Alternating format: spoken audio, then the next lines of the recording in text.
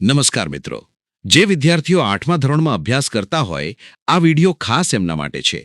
સરકારી અને ગ્રાન્ટેડ પ્રાથમિક શાળામાં ભણતા વિદ્યાર્થી આ સ્કોલરશિપ પરીક્ષા આપી શકે છે. પરીક્ષા આપવાનો કોઈ ચાર્જ નથી. ઓનલાઈન ફોર્મ ભરવાની કોઈ ફી નથી. જો મેરિટમાં આવી જાય તો એમને ધોરણ 9માં 22,000 રૂપિયાની સ્કોલરશિપ મળે છે, ધોરણ 10માં 22,000 રૂપિયા સ્કોલરશિપ, ધોરણ 11માં 25,000 રૂપિયા સ્કોલરશિપ, ધોરણ 12માં 25,000 રૂપિયા સ્કોલરશિપ. આવી રીતે 9થી 12ના 4 વર્ષમાં કુલ 94,000 રૂપિયાની સ્કોલરશિપ મળે છે, એ પણ સીધા વિદ્યાર્થીના બેંક ખાતામાં. આ વર્ષે રક્ષાશક્તિ સ્કૂલમાં ખાલી પડેલ જગ્યાઓ ઉપર 25% સીટમાં પ્રાઇવેટ સ્કૂલમાં ભણતા વિદ્યાર્થીઓને પ્રવેશ આપવાનો હોવાથી પ્રાઇવેટ સ્કૂલમાં 8મા ધોરણમાં અભ્યાસ કરતા વિદ્યાર્થીઓ પણ આ પરીક્ષા આપી શકશે. મિત્રો, આ એક પરીક્ષા વિદ્યાર્થીનું ભવિષ્ય બનાવી શકે છે. આજના સમયમાં ભણવાના ખર્ચમાં વાલીનો આર્થિક બોજ ઓછો કરી શકે છે. રાજ્ય પરીક્ષા બોર્ડ દ્વારા દર વર્ષે આ પરીક્ષા લેવાય છે.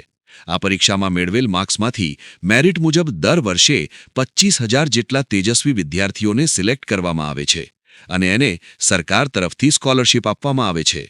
તો તમારી આસપાસ કોઈ 8મા ધોરણમાં ભણતા વિદ્યાર્થીઓને શેર કરજો.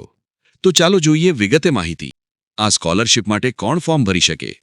તો જે વિદ્યાર્થીઓ સરકારી શાળામાં અથવા તો ગ્રાન્ટેડ પ્રાથમિક શાળામાં હાલમાં 8મા ધોરણમાં ભણે છે અને 1થી 8 સુધી સળંગ સરકારી અથવા તો ગ્રાન્ટેડ શાળામાં અભ્યાસ પૂરો કરેલ છે, એવા વિદ્યાર્થીઓ આ પરીક્ષા આપી શકશે. આવા વિદ્યાર્થીઓના વાલીની આવક જે હોય તે. આમાં આવક ધ્યાનમાં લેવામાં આવતી નથી. 2. જે વિદ્યાર્થીઓએ આરટીઈ અંતર્ગત ખાનગી પ્રાથમિક શાળામાં એડમિશન લઈને ધોરણ 8 સુધીનો અભ્યાસ પ્રાઇવેટ શાળામાં કર્યો હોય એ પણ આમાં ફોર્મ ભરી શકે છે. પણ આવા વિદ્યાર્થીઓ માટે આવક મર્યાદાનો નિયમ લાગુ પડશે. આવા વિદ્યાર્થી જો ગ્રામ્ય વિસ્તારમાં રહેતા હોય તો 1,20,000 આવક મર્યાદા છે અને જો શહેરી વિસ્તારમાં રહેતા હોય તો 1,50,000 આવક મર્યાદા છે. 3. અન્ય વિદ્યાર્થીઓ કે જે પ્રાઇવેટ સ્કૂલમાં અભ્યાસ કરે છે એ પણ આ પરીક્ષા આપી શકશે. આ વર્ષે એમને ફક્ત રક્ષાશક્તિ સ્કૂલમાં એડમિશન મળી શકશે, જેમાં ધોરણ 9થી 12 સુધી ફ્રી અભ્યાસ કરી શકશે.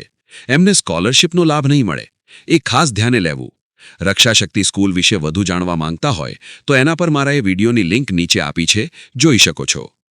4. અમુક કિસ્સામાં એવું પણ બને કે ધોરણ 1થી 8માં અમુક ધોરણ પ્રાઇવેટ સ્કૂલમાં અભ્યાસ કર્યો હોય અને પછી સરકારી શાળામાં આવ્યા હોય, અથવા તો પહેલા સરકારી પ્રાથમિક શાળામાં હોય અને પછી પ્રાઇવેટ સ્કૂલમાં એડમિશન લીધું હોય, તો પણ આ વિદ્યાર્થીઓને સ્કોલરશિપનો લાભ નહીં મળે. પરીક્ષાનું માળખું. તો આ પરીક્ષામાં MCQ પ્રકારના પ્રશ્નો હશે, જેમાં એક પ્રશ્ન હોય અને એના 4 ઓપ્શન હોય. એમાંથી આપણને સાચો લાગે એ ઓપ્શન ટિક કરવાનું હોય છે. આમાં 120 પ્રશ્ન અને 120 ગુણ છે, એટલે કે એક પ્રશ્નના 1 ગુણ અને સમય મળે છે 150 મિનિટ. એટલે આમ જોઈએ તો તમે એક પ્રશ્ન માટે 1 મિનિટ આપો તો પણ બધા પ્રશ્નોના જવાબ આરામથી આપી શકાય. પેપર ગુજરાતી માધ્યમ કે અંગ્રેજી માધ્યમ, આ બંનેમાંથી ઓનલાઈન ફોર્મ ભરતી વખતે તમે જે ઓપ્શન સિલેક્ટ કરશો એ માધ્યમમાં આપી શકશો. આ પરીક્ષામાં કેવા પ્રશ્નો શું પૂછાશે? તો જે વિદ્યાર્થીઓ આ પરીક્ષા આપવાના છે અથવા તો તૈયારી કરે છે તો એમને ખાસ અગાઉ લેવાયેલ આ પરીક્ષાનું પ્રશ્નપત્ર જોઈ લેવું.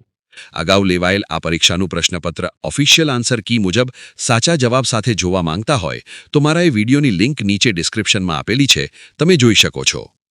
હવે આ પરીક્ષાનું માળખું જોઈએ તો આમાં 2 વિભાગ છે. પહેલો વિભાગ છે MAT, એટલે કે બૌદ્ધિક યોગ્યતા કસોટી. એના 40 પ્રશ્નો હશે, 40 ગુણ. તો આ વિભાગમાં શું પૂછાય એ જોઈએ. આમાં શાબ્દિક અને અશાબ્દિક તાર્કિક ગણતરીના પ્રશ્નો પૂછાશે, જેમાં સાદ્રશ્ય, વર્ગીકરણ, સંખ્યાત્મક શ્રેણી, પેટર્ન, છુપાયેલ આકૃતિ વગેરેને લગતા પ્રશ્નો હોય છે. હવે બીજો વિભાગ છે એ છે SAT, એટલે કે શૈક્ષણિક યોગ્યતા કસોટી. આના 80 પ્રશ્નો હશે, 80 ગુણ. આમાં ધોરણ 8ના સંસ્કૃત વિષયને બાદ કરતા બાકીના જે 6 વિષય છે, ગુજરાતી, હિન્દી, ઇંગ્લિશ, ગણિત, વિજ્ઞાન અને સામાજિક વિજ્ઞાન, એમાંથી પ્રશ્નો પૂછાશે. આમાં પણ કયા વિષયમાંથી કેટલા પ્રશ્નો પૂછાશે એની પણ વિગત આમાં આપેલી છે. જેમ કે ગણિતના 20 પ્રશ્નો, વિજ્ઞાનના 20 પ્રશ્નો, સામાજિક વિજ્ઞાનમાંથી 15 પ્રશ્નો, ઇંગ્લિશમાંથી 10 પ્રશ્નો, ગુજરાતીમાંથી 10 પ્રશ્નો અને હિન્દીમાંથી 5 પ્રશ્નો. આવી રીતે અભ્યાસક્રમ રહેશે. તો 8મા ધોરણના બંને સત્રના પાઠ્યપુસ્તકનો અભ્યાસ કરી લેવો. જે વિદ્યાર્થીઓ આ પરીક્ષાની તૈયારી કરવા માટે જો કોઈ બુક ખરીદવા માંગતા હોય તો એની લિંક વિડીયોની નીચે આપેલી છે. ઘર બેઠા ઓનલાઈન ઓર્ડર કરી શકો છો. સંપૂર્ણ સિલેબસ પ્રમાણે તમે આ બુકમાંથી તૈયારી કરી શકશો. તમારા પૈસાની સંપૂર્ણ જવાબદારી છે. પરીક્ષા કેન્દ્ર ક્યાં હશે? તો આમાં કેટલા વિદ્યાર્થીઓ ફોર્મ ભરે છે એના આધારે વહીવટી અનુકૂળતા અનુસાર રાજ્ય પરીક્ષા બોર્ડ દ્વારા જે તે તાલુકામાં પરીક્ષા કેન્દ્ર રાખવામાં આવશે અને આ પરીક્ષા કેન્દ્ર પર વિદ્યાર્થીએ સ્વખર્ચે જવાનું થશે. પરીક્ષાના પરિણામ પછી રાજ્ય પરીક્ષા બોર્ડ દ્વારા એક કટ ઓફ જાહેર થશે અને એમાં મેરિટમાં આવતા વિદ્યાર્થીઓને સ્કોલરશિપ માટે પસંદ કરવામાં આવશે. તો માની લો કે મેરિટ લિસ્ટમાં નામ આવી જાય છે, તો મેરિટ લિસ્ટમાં નામ આવી ગયા પછી આ વિદ્યાર્થી ધોરણ 9 માટે જે શાળામાં એડમિશન લે છે એની વિગત જ્ઞાન સાધના પોર્ટલ પર ઓનલાઈન અપલોડ કરવાની થશે. આ જવાબદારી વાલીની છે. બીજી કેટલીક અગત્યની સૂચના. આ પરીક્ષાની જે તારીખના 5-7 દિવસ પહેલા રાજ્ય પરીક્ષા બોર્ડની વેબસાઇટ પર પરીક્ષાની હોલ ટિકિટ ડાઉનલોડ કરી શકશો. જો કે ઓનલાઈન ફોર્મ ભરતી વખતે જે મોબાઈલ નંબર આપેલ છે એના ઉપર એક મેસેજ પણ મળી જશે. આ હોલ ટિકિટની પ્રિન્ટઆઉટ લીધા પછી એમાં પાસપોર્ટ સાઇઝનો ફોટો લગાવવાનો છે અને પછી જે શાળામાં વિદ્યાર્થી અભ્યાસ કરતા હોય એ શાળાના આચાર્યના સહી સિક્કા કરાવવાના છે. ધોરણ 9થી 12માં વચ્ચે કોઈ પણ ધોરણમાં વિદ્યાર્થી નાપાસ થાય અથવા તો કોઈ વિદ્યાર્થી વચ્ચે અભ્યાસ છોડી દે તો ત્યાંથી આ યોજનાનો લાભ મળતો બંધ થઈ જશે. મતલબ કે આગળના વર્ષમાં જે સ્કોલરશિપની રકમ મળે છે એ પછી નહીં મળે.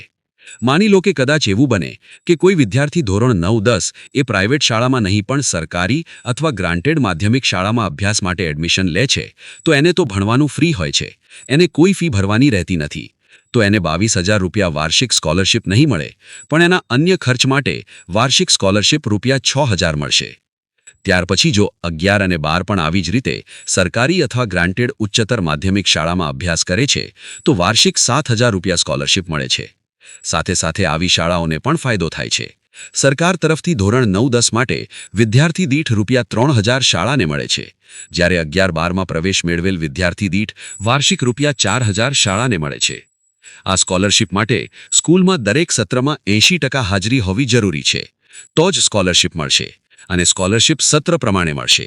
પહેલા સત્રમાં 50%, ત્યાર પછી બીજા સત્રમાં 50%. ધોરણ 9થી 12માં વચ્ચે કોઈ પણ ધોરણમાં વિદ્યાર્થી સ્કૂલ બદલવા માંગે તો બદલી શકે છે, પરંતુ સ્કૂલ બદલ્યા પછી એ જ્ઞાન સાધના જે પોર્ટલ છે એની ઉપર એમને એ સ્કૂલની વિગત આપવાની થશે. વિડીયો ગમ્યો હોય તો કોમેન્ટમાં બસ ઓકે એટલું લખી આપો, જેથી ખ્યાલ આવે કે વિડીયો કેટલા લોકોને ગમ્યો છે. એટલું તો કરી શકો ને.